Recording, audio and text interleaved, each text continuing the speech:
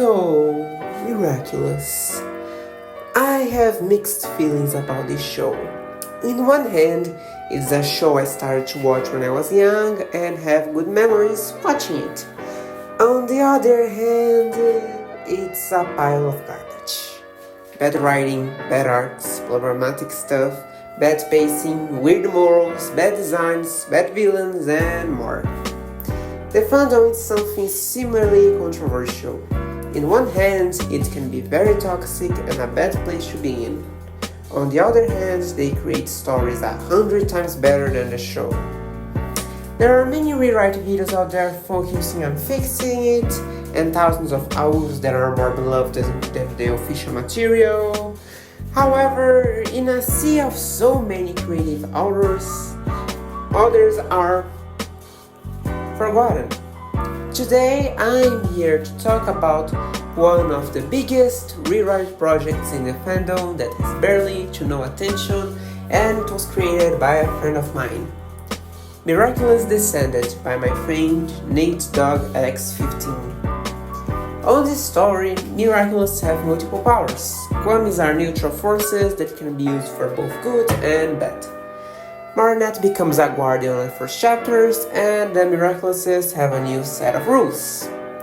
Since my friend Nate doesn't draw his characters, I decided to draw them for him. I will also take this chance to show you all how cool his story is. The first video will be focusing on the changes Nate did to Marinette, who is a vastly different character.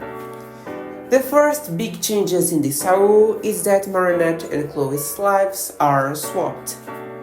Mari is the stepdaughter of the mayor, and Chloe's family is the one with a bakery. Summing up, the Dupin chains are now rich, and the bourgeois family are made of bakers. This adds new dynamics for Marinette, since she needs to get used to rich life, since Tom, the mayor of the AO, is her stepdad, not her biodad. It also makes things easier in some situations, but a lot more complex in chapters such as Princess Fragrance and other situations. Another big change to the character is that she doesn't have a crush in Adrian, and thank the Kwamis for that, because the relationship in canon has been nothing more than second-hand embarrassment. She has another love interest, which isn't Felix nor Luca, or anyone that liked her in canon for that matter. It is a character you all know though. Since Marinette doesn't have to worry about the bakery or conquering Idris' affection, she has a lot more time to learn about her powers and her role as guardian. The box in this AO is a lot more complex than in canon. To take a Miraculous outside of the box, the guardian needs to solve specific puzzles. Then the Miraculous is unleashed, and the Kwami will be choosing its holder. The Kwamis are not good nor bad in the AO. They are after having fun and unleashing their holder's potential. So they choose people that fit their abstract concept, not their character. They can be given to heroes, villains, or people who just would use their powers in day-to-day life. As you can imagine, the uncertainty of what the Kwamis will choose makes Marinette a lot more worried about the future. And remember when I said that the Miraculouses have multiple powers?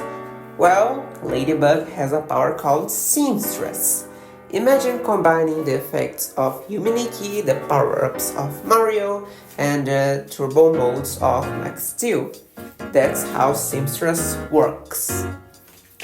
It changes her hero outfit and gives her new powers, similar to the elemental transformations in canon, except that they are good. The Seamstress power is really cool. Marinette can manipulate ice, fire, water, electricity, metal, and more. Since I think Lucky Charm is a bit boring and underwhelming sometimes, it's nice Ladybug has an extra power for the AO. Now, speaking on the redesign, Paint already did some images to show how Ladybug's new outfits look like. I just needed to draw it in the character. Nate wanted to give the outfit some references to her Chinese ancestry, and that's why he gave her a poncho.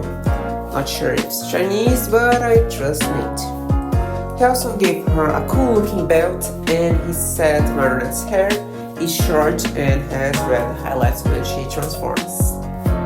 As for the seamstresses, I'll be showing them in the order they appear. The first seamstress Ladybug uses is Winter Seamstress.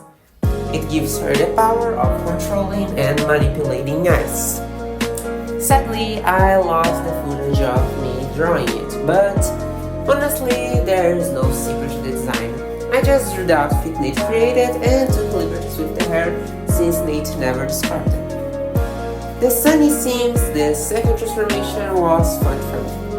I really like the seams because besides giving Ladybug control over the fire, it allows her to create wings made of fire to let her fly. As you can imagine, she used this against stormy weather and also other villains.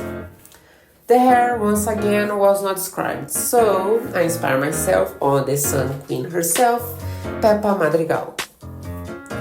And these are the final results. Won't be doing other designs for today because the video would be too long, but I have a lot more content on Miraculous Descendant to create.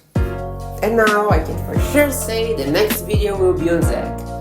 Anyway, please follow, like and subscribe. I got a lot more content to share.